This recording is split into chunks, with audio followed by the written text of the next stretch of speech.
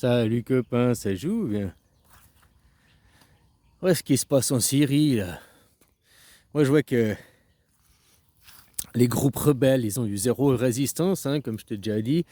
Pourquoi ils sont arrivés? Oh, on va prendre Alep, oui d'accord. On va prendre Homs, oui d'accord. On va prendre Damas, oui d'accord. On va prendre le palais, oui d'accord. On veut que le gouvernement, enfin, il y a une étape de transition. Vous jouez le jeu pour la transition, oui d'accord, quoi. Tu vois, en 2010, il y a 14 ans en arrière, la Syrie, c'était un pays qui n'avait pas d'endettement, qui était en autosuffisance, qui était assez stable, même bien stable. Hein. Tu vois, en 2010, tout d'un coup, Bachar al-Assad, c'est devenu l'ennemi numéro un, quoi. Hein. L'homme à abattre. Puis maintenant, tu vois, 15 ans après, quoi. Avec ce qui se passe aux Israël, et puis leur plan du grand Israël. T'as vu leur plan du Grand Israël? Maintenant, on voit des soldats du Tzal, ils ont la carte sur leur scotché, enfin un patch là, sur leur combinaison. Mais ça, ce que tu vois, c'est le moyen Israël. Parce que je t'ai dit, le grand Israël, le projet à 150 ans, c'est d'aller jusqu'à l'Afghanistan. Afghanistan y compris, c'est pour ça qu'il y a eu la guerre en Afghanistan déjà, c'est déjà pour préparer le terrain pour le futur. Il s'arrête au Pakistan, là, le Pakistan, je sais pas s'ils veulent le prendre, c'était pas sur la carte, quoi. Mais là que tu vois, là maintenant ils te montrent la Syrie, les Émirats arabes, la moyen, là, un bout de l'Irak. Mais ça, jusque-là, c'est la moitié. Tout ça, ce qu'ils te montrent, puis ils te parlent du Grand Israël, n'est que la moitié du projet qu'ils ont, quoi, d'aller jusqu'à l'Afghanistan. Et puis maintenant, tu comprends pourquoi ils ont déstabilisé la Syrie. T'as vu, maintenant, les rebelles, ils ont pris la Syrie, tac, tac, tac. Et puis, les Israéliens, paf, direct, ils y vont. C'est pas l'armée, enfin oui, bien sûr, il y a eu l'armée, mais les religieux, direct, ils ont été au mont, je sais plus quoi, là, j'ai oublié le nom, direct, pour des trucs religieux, c'est chez nous, machin et tout. Des civils, hein, il n'y a plus de danger, c'est déjà sécurisé, la zone. La question, c'est pourquoi Bachar al-Assad, il est parti. Alors, j'ai entendu une théorie, c'est aussi, ils ont voulu impliquer Bachar, ils vous ont voulu impliquer pour impliquer la Russie sur un deuxième front, ouvrir un deuxième front avec la Russie, parce que, hein, puis là, la Russie, au lieu de jouer le jeu, d'aller en affrontement là-bas, ils ont décidé plutôt à Bachar al-Assad, bon, bah, viens, réfugie-toi chez nous en Russie, paf, paf, et toi. Et là-bas, du coup, c'est Al-Qaïda, c'est les rebelles, hein, c'est pas ce qui s'est compté, ils pensaient qu'il y aurait une résistance, mais t'as vu, l'armée, zéro résistance, même pas un coup de feu, rien. Oui, oui, allez-y, prenez le pays. Tout est prévu, tout est organisé, quoi. De toute façon, voilà pourquoi ils ont détruit la Syrie, commencé à détruire la Syrie. Tout ça, c'est le plan du grand Israël. Oh, les gens, c'est les plus morales, c'est les plus morales. Mais maintenant, regarde ce qu'ils font au Proche-Orient, au Moyen-Orient, là. Ouais, le Moyen-Orient, ça devient le Moyen-Âge, la Syrie. Parce que les rebelles, hein, il paraît, je ne sais pas si c'est vrai, c'est une rumeur, il paraît que dès qu'ils sont arrivés, eh ben, les femmes qui étaient à certains postes administratifs élevés, non. Certaines femmes médecins, non. Le voile obligé, quoi. Ouais, c'est revenu au Moyen-Âge. Mais tu vois que ce groupe rebelle que tu suis, le groupe rebelle, qui est Al-Qaïda, Al-Nosra, enfin le groupe rebelle, il change de nom, mais c'est toujours les mêmes rebelles, même si philosophie, eh ben c'est les mêmes qui en 1980, je crois que c'est les années 80, c'était les rebelles qui avaient en Afghanistan, qui avaient déjà la guerre des Russes, qui les avaient chassés.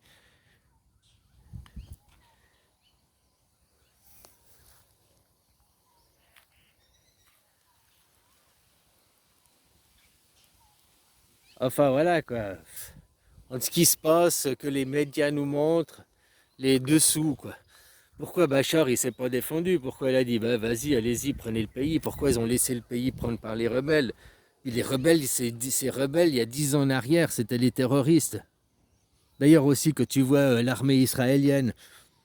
Pourquoi à chaque fois il y avait les terroristes, ils ont que bombardé l'armée de Bachar al-Assad, que les forces syriennes. Ils n'ont jamais bombardé, ils n'ont jamais attaqué Al-Qaïda, quoi. Al-Qaïda, pour nous, dans la propagande, c'était la merde. Mais tu prends l'armée d'Israël, ça n'est jamais attaqué Al-Qaïda, c'est attaqué à Bachar al-Assad. Ah, nous sommes l'armée la plus morale.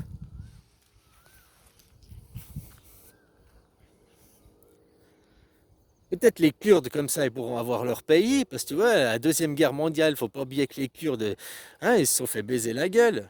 Ils ont été promis, on leur a promis aussi un pays aux Kurdes. Oui, aidez-nous pour la Première ou Deuxième Guerre, je ne sais plus. Aidez-nous, aidez-nous, et puis ils n'ont pas eu leur pays après. Je me rappelle, parce que j'ai un copain kurde, enfin j'avais un Suisse, un copain kurde, et puis justement, il en voulait aux Suisses. Il en voulait aux Suisses parce qu'il disait que les Suisses, on était responsables, qu'on n'avait pas de pays parce qu'on avait signé l'accord. Mais j'ai dit, mais quand on a signé, non, ça s'est fait dans les locaux, mais qu'est-ce que nous on a fait?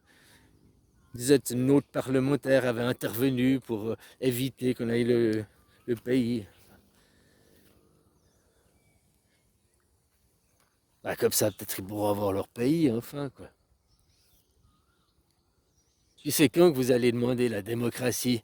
Parce que les gens, de toute façon, il y a des gens qui entendent rarement les mots démocratie directe. Maintenant, les gens commencent à se dire effectivement, on n'est pas dans une démocratie, on se fout de notre gueule. Hein.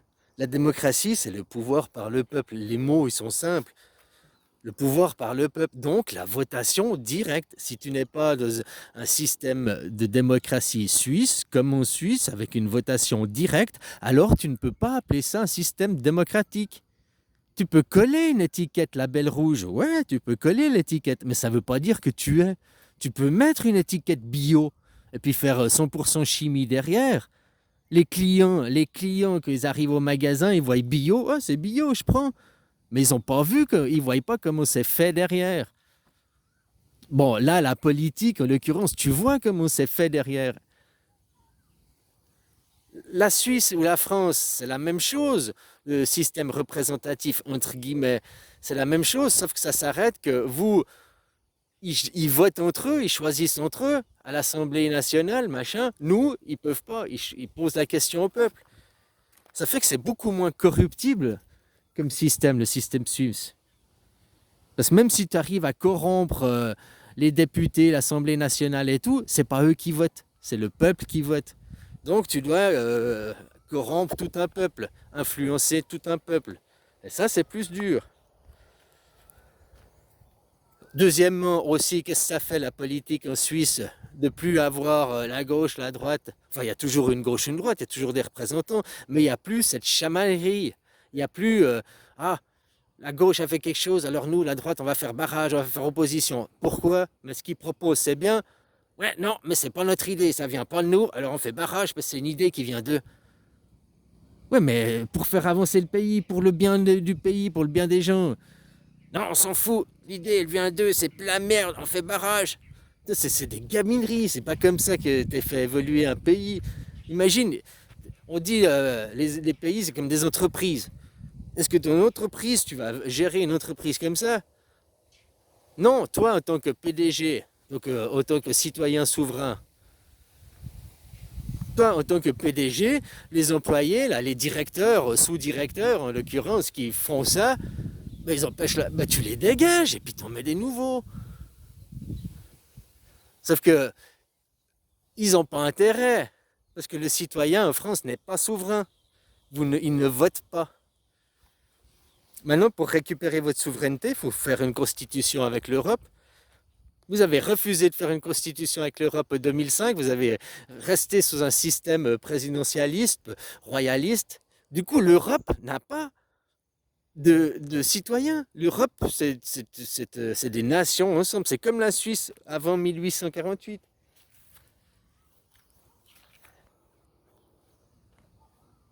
Il n'y a pas de constitution, vous ne pouvez pas vous protéger vis-à-vis de l'Europe. C'est ton président qui doit te protéger vis-à-vis de l'Europe.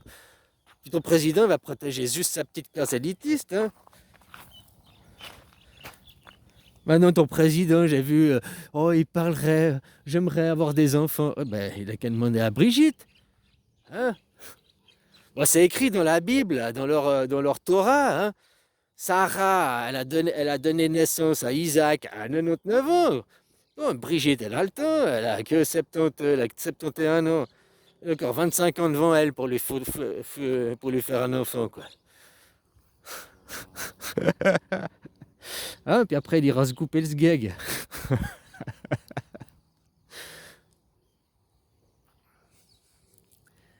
Je veux dire, voilà, quoi, Macaroni, c'est un mec à plaindre. C'est un mec qui a été abusé sexuellement, qui a été abusé, détournement de mineurs. Hein. Même il avait 14 ans, elle a 24 ans de plus, quoi. Donc ça fait 38 ans. Même s'ils essayent de dire non, il avait 15 ans, puis moi j'en avais 39, parce que 15 ans, c'est la limite pour la majorité sexuelle en France. En Suisse, la majorité sexuelle, c'est 14 ans, mais avec 4 ans d'écart au maximum. À 14 ans, tu as le droit de commencer à faire tes ébats avec d'autres gens de ton âge. De 14 ans, ça fait 18 ans maximum.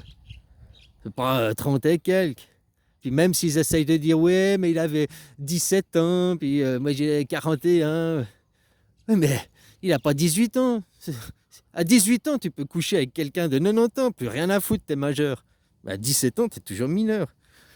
17 ans, c'est toujours 4 ans d'écart. Hein. Donc 17 ans, c'est 21 ans. C'est pas 41 ans, Brigitte.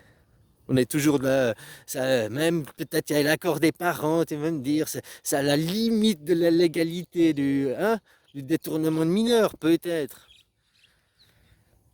C'est friser le code, quoi. Peut-être. Mais bon, hein, quand même, on reste sur une cougar, une pédéraste. Voilà. Qui Macron, complètement MK Ultra, tu vois bien que c'est politique. Tu vois, c'était quoi le rêve à Macron? D'être comédien, d'être sur les planches de théâtre et tout, quoi. Bah tu vois, il est un bon comédien. Regarde Biden, qui joue aussi la comédie de sa sénilité, quoi. Pour après dire, ben, échapper à toute responsabilité. Oh, ben, je suis sénile, j'ai Alzheimer, c'est pas ma faute. Hein. C'est des bons comédiens, ces gens, c'est la comédie. Parce que ces gens, c'est pas les vrais dirigeants. Trump, c'est juste un chien qui aboie. C'est pas lui le vrai président. C'est pas lui. Lui, il va avoir des papiers que derrière la CIA ou je sais pas, FBI, machin, les agences gouvernementales lui disent. C'est pas Trump qui agit sur les agences gouvernementales, c'est les agences gouvernementales qui agissent sur Trump. Et d'ailleurs, Trump, il n'a aucun pouvoir intérieur, il a que du pouvoir à l'extérieur. Comme Macron, hein, normalement.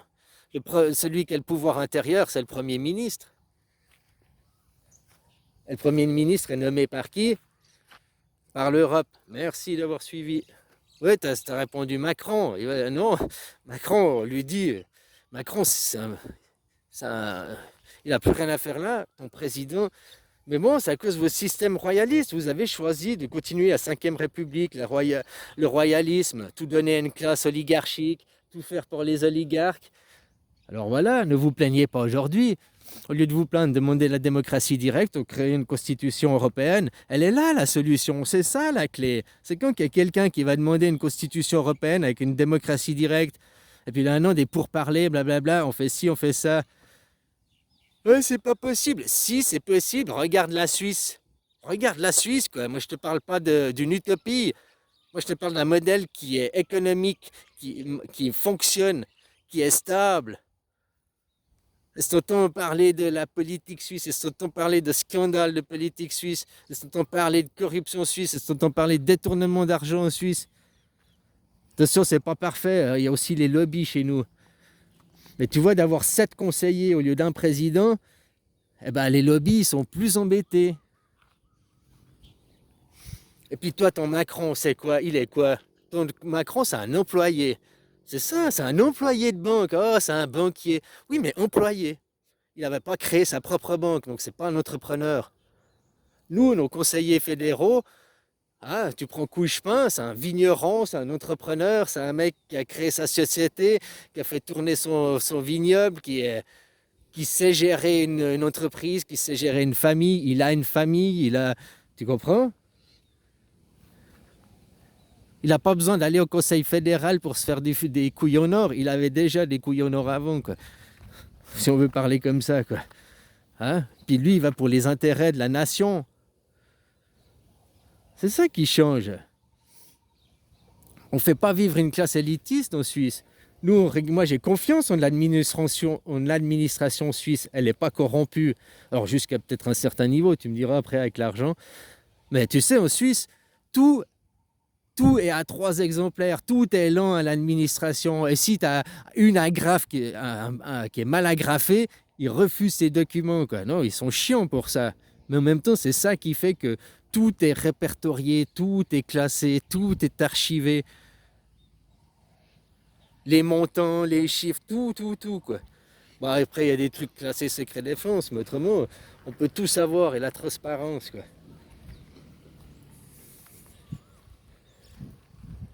Même les votations, je sais pas comment tu veux tricher en Suisse, des systèmes de votation, quoi. Ouais, dans les urnes, c'est possible de tricher. Le seul système possible de tricherie, c'est dans les urnes, hein.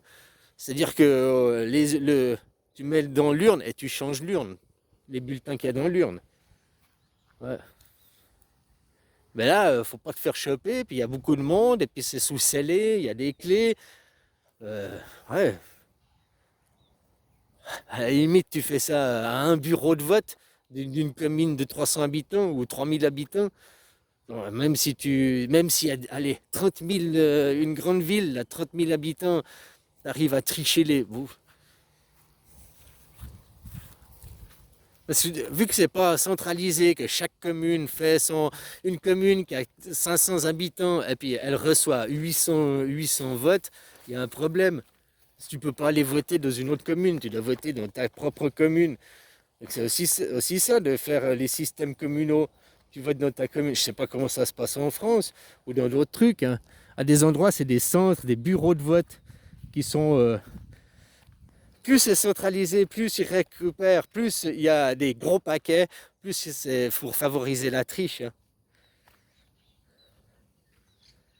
Tu as 10 personnes à gérer ou tu as 1000 personnes à gérer, 10 personnes à gérer, tu peux tous les surveiller du coin de l'œil, les 10, tu en as 1000, il y en a une dizaine, ou même plus, que tu n'arriveras jamais à voir ce qu'ils font, puis ils feront toujours les magouilles dans ton yeux. Parce qu'il y a trop, tu n'arrives pas à gérer, c'est comme une classe d'école, tu as 20 élèves ou tu as 40 élèves, voilà, il n'y a pas de miracle. Bon, bref, voilà, quoi. À la base, je parlais de ces guerres en Syrie, tout ça c'est pour le grand zizi d'Israël, tout ça c'est toujours pour l'argent. Tant que les gens vous laissez dominer par l'argent, moi j'espère, je me réjouis qu'en France, il faudrait convaincre un général et puis qu'il prenne le contrôle des institutions pour imposer la démocratie directe. Parce que si c'est pour imposer un nouveau système royaliste, machin et tout, il n'y a pas besoin de... Hein. Mais si c'est prendre le contrôle des États, des institutions et derrière imposer la démocratie, parce que les gens, vous êtes toujours à gueuler la démocratie, mais vous n'avez jamais été dans un pays où la démocratie est effective. Le seul pays au monde qui a une démocratie ici, aujourd'hui et maintenant, où le vote, le peuple y vote, c'est la Suisse. Si tu étais en Suisse, puis que tu me dis la démocratie c'est de la merde, regarde en Suisse, alors là on pourrait débattre, parce que ouais, on parlerait d'une vraie démocratie.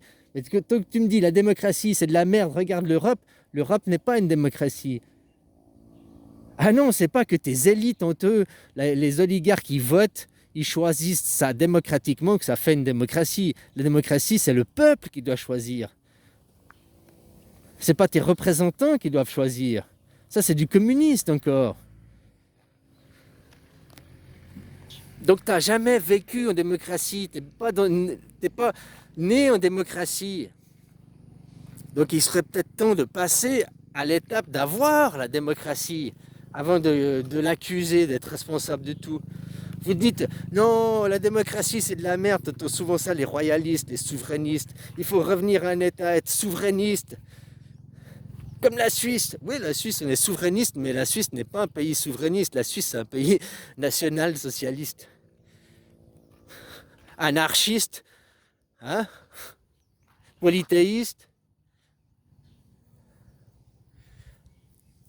Être souverain oui, battre sa monnaie, oui, on est souverain de ce côté-là, oui, mais on ne prenne pas le souverainiste, parce que c'est les citoyens qui sont souverains. Les citoyens suisses sont souverains. C'est pour ça que ça rend la Suisse un pays fort. Et c'est à vous maintenant d'arriver en démocratie. Vous accusez tous les malheurs de la démocratie alors que vous êtes dans un système royaliste. Depuis 1789, vous n'avez jamais accédé à la démocratie.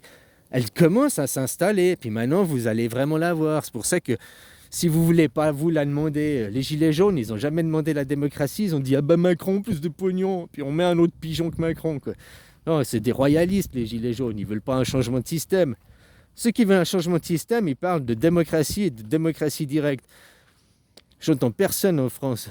Bon, j'ai pas vu tout le monde, mais rarement j'entends ces mots démocratie directe. De des gens comme Abercam, des gens qui ont blablabla, hein, qui ont pignon sur rue. T'entends jamais. Ils sont là, ouais, le système c'est de la merde. Qu'est-ce qu'ils proposent? Jamais rien. Et puis jamais au fait ils te proposent un système anarchiste. Jamais ils te proposent une démocratie directe. C'est tous des souverainistes.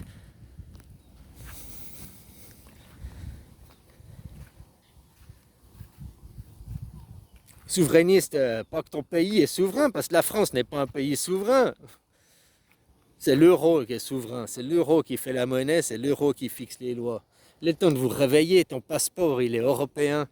Donc arrête de dire je suis français, récupère la France. Non, déjà tu es républicain français, parce que les Français en 1789 ils sont morts. Donc tu vois, mettre dans la tête des gens, ils n'arrivent même pas à comprendre. Hein, ils répètent des slogans, ils répètent des choses sans voir que non, la démocratie, tu n'es pas dedans, mon enfant. La démocratie, ça veut dire que toi, en tant que citoyen, tu peux voter. Peux-tu voter?